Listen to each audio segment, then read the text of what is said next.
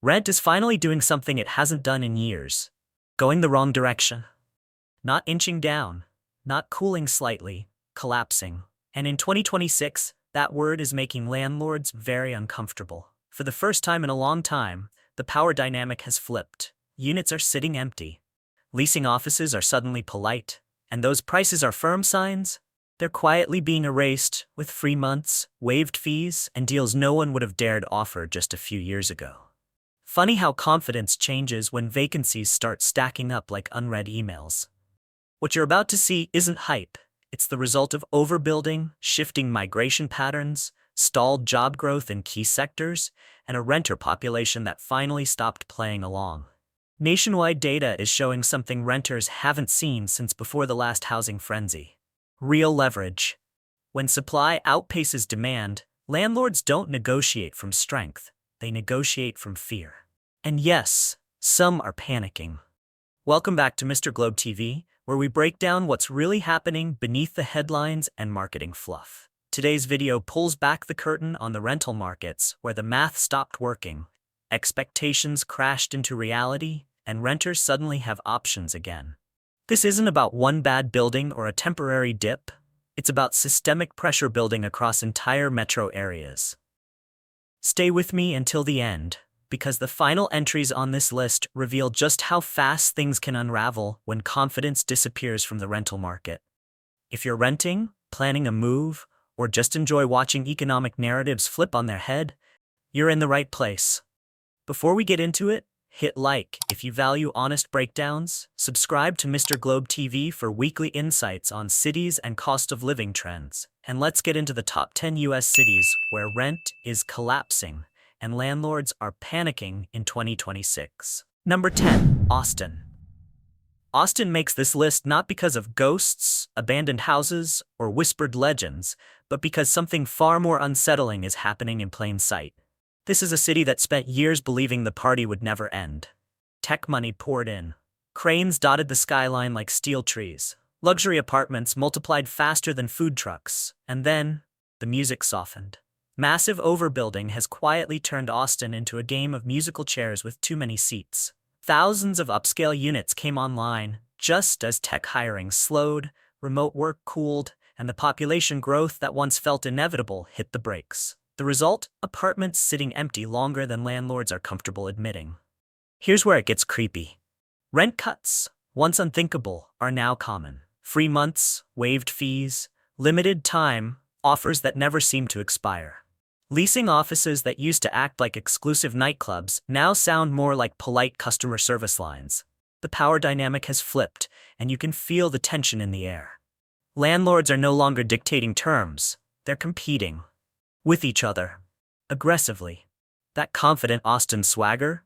It's still there on the surface, but underneath is a quiet unease, like a boomtown realizing it may have built too much too fast. Austin isn't dangerous, it isn't abandoned, but it's unsettling in a modern way. A city confronting the reality that growth can stall, demand can vanish, and certainty can disappear almost overnight. That kind of realization? That's its own kind of creepy. Number 9. Phoenix. Phoenix earns the number 9 spot because few cities illustrate how quickly a rental boom can reverse once momentum fades. Not long ago, Phoenix was one of the fastest rising rent markets in the country. Prices climbed aggressively, landlords felt untouchable, and investors rushed in as if scarcity were guaranteed forever.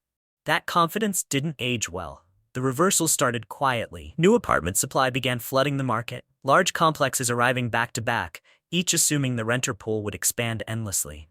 Instead, demand softened just enough to change the tone. When supply outruns reality, the market doesn't scream, it sighs. Investor-owned rentals are feeling it first. Many of those units were purchased at peak optimism, priced for yesterday's demand. Now, some are sitting empty longer than planned, quietly draining cash rather than producing it. Carrying costs don't care about narratives, and vacancies add up fast. What makes Phoenix especially interesting in 2026 is how rent reductions are spreading almost invisibly. No dramatic announcements, no headlines, just listings adjusting downward, incentives appearing, and limited-time offers quietly resetting expectations. Rent cuts are no longer rare, They're becoming routine, just subtle enough to avoid panic while still acknowledging pressure. Phoenix still looks busy. Growth hasn't vanished, but the energy has shifted from confidence to caution. Leasing offices are friendlier. Flexibility is back. Negotiation is no longer awkward, it's expected. Phoenix isn't collapsing in flames, it's deflating in silence. And in a city that just sprinted through one of the biggest rent booms in the nation, that quiet reversal is exactly why landlords are starting to panic, and renters are finally catching their breath. Number 8. San Francisco. San Francisco lands on this list for a reason that feels quietly unsettling rather than dramatic. This is a city that once pulsed with urgency. Packed trains, overflowing offices, rents that climbed like they had something to prove. Now, entire commercial buildings sit half-empty, and that silence is echoing straight into the rental market. Office vacancies have become the city's open secret. When desks stay empty, nearby apartments follow. Remote work didn't just dent San Francisco's rhythm, it rewrote it. Thousands of workers realized they didn't need to live near an office that no longer required them to show up. And once that realization settled in, the exodus didn't stop at interns. High earners followed, quietly packing up their six-figure salaries and taking their rent checks with them. What makes this moment eerie is the role reversal. Landlords who once scoffed at negotiation are now offering concessions with straight faces, free months, flexible leases, perks that used to sound like jokes. The confidence that defined the market has softened into cautious politeness. San Francisco still looks iconic, the views are still breathtaking, the streets still hum with history.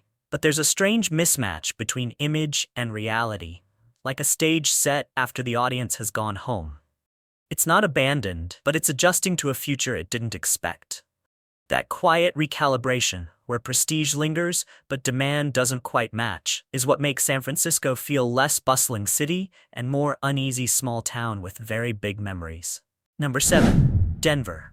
Denver earns its place on this list not because it's dangerous or decaying, but because something feels off. Like a party venue built for twice the guests who actually showed up. Over the past few years, apartment construction surged ahead at a pace that assumed endless growth. Towers went up, units stacked sky high, the confidence was baked right into the concrete. Then population growth slowed. That imbalance is where the unease creeps in. Rent growth didn't just cool in Denver, it stalled, paused to look around, and then quietly slipped backward. What once felt like a guaranteed upward climb now looks more like a cautious shuffle. Leasing offices noticed first, then investors, then landlords who suddenly had too many keys and not enough tenants. Downtown Denver is feeling it most. Suburban areas have stepped in as unexpected competition, offering more space, easier parking, and comparable rents without the urban premium. Renters followed the value, not the skyline. And downtown demand thinned out like a crowd heading for the exits at the same time. The response has been telling. Instead of rent hikes, incentives took over. Free months, reduced deposits, move-in specials that quietly replaced the price increases of the past. It's polite on the surface, but underneath is pressure. Denver still looks strong, clean, active, outdoorsy, but there's a strange stillness in the rental market. A sense that the city built for momentum and got moderation instead. And when expectations and reality drift apart, that subtle discomfort is exactly what makes a place feel creepy. Number 6. Atlanta. Atlanta finds itself on this list not because it feels abandoned or unsafe, but because something subtle and slightly unsettling is happening behind closed leasing office doors. For years, the city's multifamily housing sector expanded with confidence. New apartment complexes rose across neighborhoods, each one assuming demand would keep pace. It didn't. The result is an overbuilt rental market that looks healthy on the surface but feels tense underneath. Vacancy rates are climbing quietly, not in headline-grabbing spikes but in steady increments that make property owners uncomfortable. Units are taking longer to fill. Listings linger, and silence in real estate is rarely reassuring. Here's where it gets interesting. Renters, long accustomed to being told this is the price, are suddenly gaining leverage for the first time in years. Negotiation is back. Flexibility exists. That shift alone changes the atmosphere. When tenants start asking questions and landlords start explaining themselves, the power dynamic has clearly shifted. Property owners have responded the only way they can, cutting prices. Not dramatically, not publicly, just enough to stay competitive. One building lowers rent, the next follows, and soon the entire market adjusts downward without ever announcing it out loud. It's a domino effect that spreads quietly but effectively. Atlanta is still vibrant, still growing, still busy. But there's a strange undercurrent now, a sense that the rental market is recalibrating in real time. And when a city used to calling the shots suddenly starts listening instead, that silence between the numbers is what makes things feel just a little bit off. Number 5. Dallas. Dallas lands at number 5 because the city did what it always does, build big and build fast, and this time it may have built a little too well. Dallas now sits on one of the largest apartment pipelines in the country, with thousands of new units arriving almost simultaneously. That kind of supply doesn't knock politely, it kicks the door in. The result is a classic supply shock, and renters are feeling it in the best possible way. When that many apartments hit the market at once, rents don't stand firm. They slide. New buildings are coming in hot with aggressive pricing just to fill units, and those shiny complexes aren't shy about undercutting older properties. Fresh amenities, modern layouts, and lower intro rents are pulling tenants like gravity. Older apartments are stuck in an uncomfortable position. They can't compete on newness, so they compete on price. Landlords who once relied on Dallas's non-stop growth are now slashing rates, offering concessions, and quietly rewriting expectations. Stability has been replaced with strategy, confidence with calculation. What makes this moment striking is how fast it happened. Dallas didn't lose its appeal. Jobs still exist. People are still moving in. But when supply races ahead of demand, even strong cities feel the squeeze. Leasing offices that once held firm are suddenly flexible. Negotiation is no longer awkward, it's expected. Dallas isn't crashing, it's recalibrating. And in 2026, that recalibration means renters have options, leverage, and time. While landlords are discovering that in a crowded market, the loudest voice is often the one offering the biggest discount. Number 4, Las Vegas. Las Vegas earns the number 4 spot because its rental market is discovering a hard truth. Cities built on confidence feel pressure faster when that confidence wobbles. This is an investor-heavy market, packed with rental properties purchased under the assumption that demand would always be there. For a long time, that bet paid off. In 2026, the odds look a lot less friendly. Tourism jobs, the lifeblood of Las Vegas, have become unstable again. When income feels uncertain, renters don't stretch, they retreat. Downsizing is becoming common. Some renters are relocating entirely, chasing cheaper markets or more predictable work. That shift leaves a growing number of investor-owned units sitting empty, quietly draining cash instead of generating it. Vacancy pressure is rising fast, and in Las Vegas, that's a problem that compounds quickly. Investors carrying multiple properties don't have the luxury of waiting things out. Mortgage payments, HOA fees, and maintenance bills keep coming whether the unit is rented or not. So landlords are responding the only way they can, by cutting prices. What's striking is how quickly competition has intensified. One landlord drops rent, another follows, and suddenly the market resets downward without any formal announcement. Incentives creep in. Flexibility replaces firmness. The leverage renters haven't had in years is suddenly back on the table. Las Vegas still looks alive. The Strip still glows. But beneath the neon is a rental market recalculating expectations built on non-stop motion. And when a city known for winning streaks starts hedging its bets, that's when landlords start to panic, and renters quietly gain the upper hand. Number 3. Houston. Houston lands at number 3 because its rental market is feeling pressure from an angle many didn't expect. This is an investor-heavy market, and that matters when conditions shift. A large share of rentals here are owned by investors who planned on steady demand and predictable cash flow. In 2026, predictability has left the building. Part of the squeeze comes from job instability, rippling through sectors tied to travel, events, and services. When tourism-related work turns uncertain, renters don't gamble, they get conservative. That means downsizing, sharing space, or relocating to cheaper areas. Each individual decision seems small, but together they drain demand faster than landlords are comfortable with. Vacancy pressure is rising, and in Houston, it shows up quietly but relentlessly. Units that once rented quickly now sit longer. Listings linger. Follow-up calls get friendlier. When investors carry multiple properties, empty units aren't just inconvenient, they're expensive. Mortgages, taxes, insurance, and maintenance don't pause for market sentiment. That's where the power shift becomes obvious. Renters suddenly have options, and landlords know it.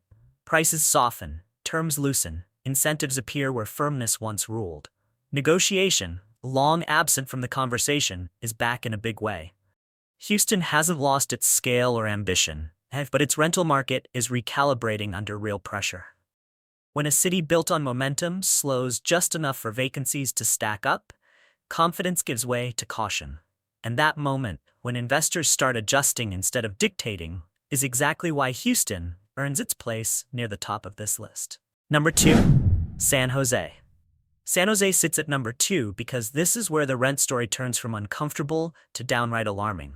For years, the city ran on a simple formula: tech jobs in, sky-high salaries up, and rent following right behind without apology.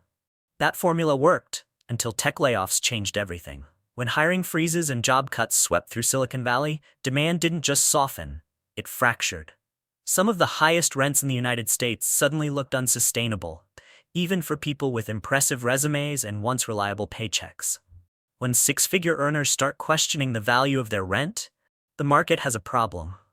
What makes San Jose stand out in 2026 is how normal rent cuts have become. Reductions that used to feel unthinkable now show up quietly on listings. No drama. No announcements. Just smaller numbers replacing bigger ones. Free months, flexible terms, and special pricing are no longer rare. They're routine. Luxury units are taking the hardest hit. Buildings designed for endless demand are struggling to fill space, proving that granite countertops and rooftop lounges don't protect you when the tenant pool shrinks.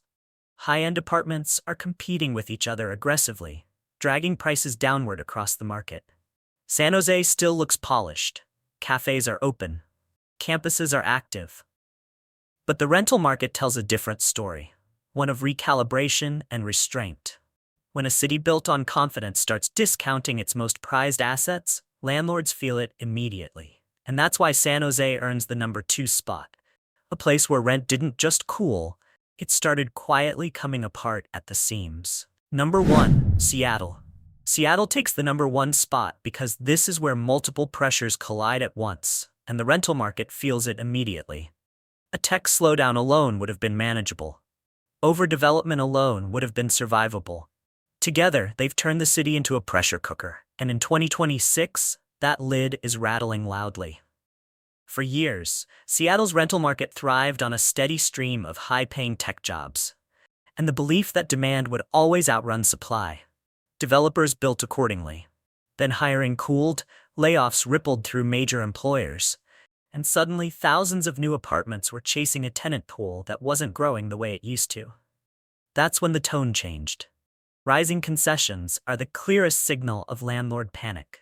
Free months, reduced deposits, flexible lease terms, these aren't marketing flourishes anymore, they're survival tactics. When perks replace price increases, it's a quiet admission that leverage has slipped away. And renters have noticed. For the first time in years, renters are calling the shots. They negotiate, they compare buildings, they walk away if the numbers don't make sense. That confidence used to belong entirely to landlords. Now it belongs to the people signing or not signing the lease. Heading into 2026, Seattle stands out as one of the clearest rent-cooling markets in the country. Not a dramatic crash, but a decisive shift. Prices soften, expectations reset, power changes hands. Seattle still looks vibrant, still hums with creativity and caffeine. But beneath that familiar skyline is a rental market learning a humbling lesson. When growth assumptions fade, even the strongest cities have to blink first. Thank you for staying with me through the entire countdown. That already puts you ahead of most people, because understanding where things are headed matters more than reacting after the fact. What this list has shown is a clear pattern. Markets that once felt unstoppable are now slowing, overbuilt areas are feeling the pressure, and the balance of power in rentals is quietly shifting. In place after place, confidence gave way to caution. vacancies replaced bidding wars, and renters started gaining leverage again. None of this happened overnight, but together, it paints a picture that's hard to ignore. If this video helped you see the housing market from a different angle, please hit the like button. It tells the algorithm, and me, that this kind of honest, grounded content is worth making. Subscribe to Mr. Globe TV for more breakdowns on US cities, cost of living trends, and the changes most people don't notice until they're already happening. And don't forget to drop a comment below. Let me know which entry surprised you the most or what you're seeing where you live.